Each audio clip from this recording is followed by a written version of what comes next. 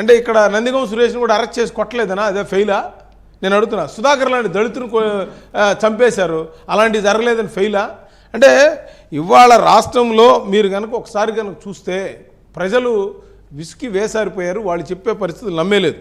ఇవాళ ఈ కేసులో నేను ఒకటే చెప్తాను సార్, చక్కగా సుప్రీంకోర్టు మంచి జడ్జిమెంట్ ఇచ్చింది. ఎందుకంటే ఒక సిబిఐ ఆఫీసర్లు కానీ, మన స్టేట్లో ఉన్న ఆఫీసర్లు కానీ, ఎఫ్ఎస్సిసి వాళ్ళని కానీ వాళ్ళని కూడా వేయటం, ఇది ఒక ఫుల్ స్టాప్ అనమాట. ఇంకా ఫ్యూచర్లో అక్కడ నాటు లడ్డు కాదు.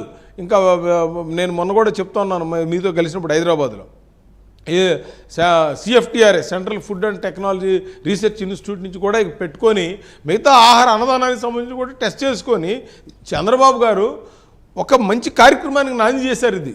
ఎందుకంటే ఇక ఏ దేవాలయమైనా ఇదిగో ఈ పారామీటర్స్లో ఉండాలి, ఈ నైవేద్యం పెడితే ఎలా ఉండాలి, ఇదిగో ఈ విధంగా వెళ్తే టెంపుల్కి వెళ్తే డిక్లరేషన్ ఇవ్వాలి, ఇవన్నీ కూడా ఒక ప్లాన్ ప్రకారం చేయడానికి ఇది ఒక బేసిక్ కార్యక్రమం అనమాట. ఎందుకంటే రేపు వాళ్ళు ఒక రిపోర్ట్ ఇస్తారు, దాన్ని బట్టి మనం చేయొచ్చు.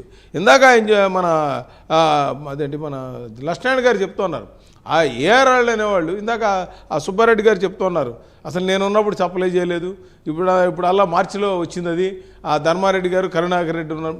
అసలు మీరు 5 సంవత్సరాల్లో లడ్డు పరిస్థితి సైజ్ ఎంత తగ్గింది, వాసన ఎట్ట వచ్చింది, నిలవ లేకుండా ఎలా పోయింది, అది గోడకు కొడితే క్రికెట్ బాల్ లాగా వెనక్కి వస్తుంటే అవన్నీ మనం అవన్నీ మర్చిపోయారు వీళ్ళందరూ.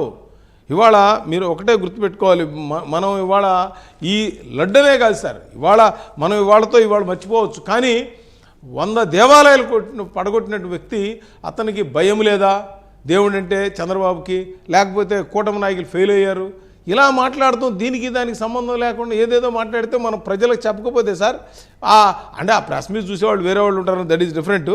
నేను ఒకటే మనవి చేస్తున్నా, ఈ 4 నెలల్లో ఈ రాష్ట్రంలో ఒక సిస్టమ్ అనేది మొదలైంది. ఆ సిస్టమ్ని అది భగవంతుడు ఒక లడ్డు ఏదైతే జరుగుతుందో వీళ్ళు 5 సంవత్సరాలు చేసింది.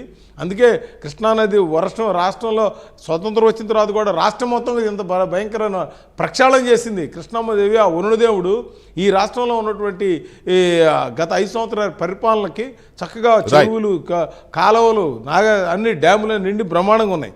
అందుకని ఈ 5 సంవత్సరాలు వీళ్ళు చేసిన దానికి మీరు రైట్ డెఫినెట్గా మంచి రిపోర్ట్ ఇస్తారు వాళ్ళు, సిబిఐ వాళ్ళు, తగ్గట్టుగానే ఉంటుందని నేను భావిస్తాను. వీళ్ళు ఎక్కడా కూడా వీళ్ళు పైకి ఇక్కడ మాత్రం ఊరూరు తిరిగి వాడవాడ తిరిగి సిబిఐకి ఇవ్వాలన్నారు. జగన్ మాత్రం ఇక్కడ అడగలేదు. ఒకటి, వీళ్ళు సిబిఐకి ఇక్కడ ఇవ్వండి ఇక్కడ అడిగారే తప్ప కోర్టు కేసిన పిటిషన్లో సిబిఐకి ఇవ్వాలని అడగలేదు. రెండోది, ఎందుకంటే ఇవాళ సుప్రీంకోర్టు ఇచ్చిన ఆర్డర్ ఇందాక చదివినిపించాను పటాభి గారు.